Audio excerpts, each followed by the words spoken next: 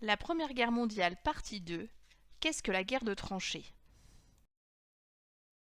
La Première Guerre mondiale est souvent appelée la guerre de tranchées. Mais qu'est-ce qu'une tranchée? C'est un grand trou, comme un fossé, très long, qui sert à se protéger des tirs ennemis. La tranchée est protégée par des sacs de sable et des barbelés. Les soldats passent beaucoup de temps dans les tranchées. Ils y vivent, ils y mangent, ils s'y reposent, parfois dans des abris.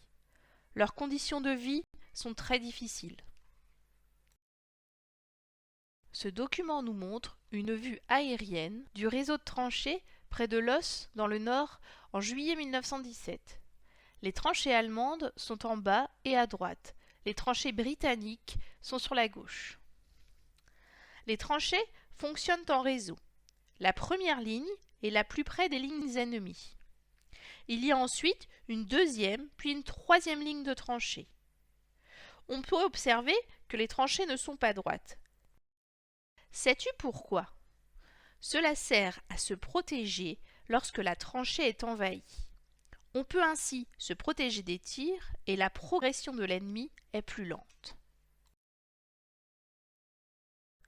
La bataille de Verdun, 1916. En février 1916, la guerre des tranchées dure depuis plus d'1 an, quand les Allemands décident d'attaquer Verdun.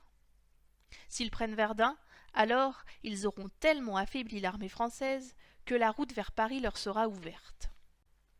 En 2 jours, les 21 et 22 février 1916, 2 millions d'obus, plus de 10 par seconde, tombent sur les soldats français. Le 25 février, les Allemands prennent le fort de Douaumont. Mais l'armée française, commandée d'abord par Pétain, puis par Nivelle, résiste. Cette bataille dure jusqu'en décembre 1916, date à laquelle les Allemands reconnaissent leur défaite. Plus de 350 000 soldats français et autant de soldats allemands meurent durant ces 10 mois. 300 000 autres sont grièvement blessés.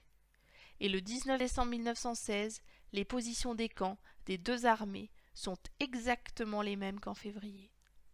Aucune n'a avancé d'1 centimètre.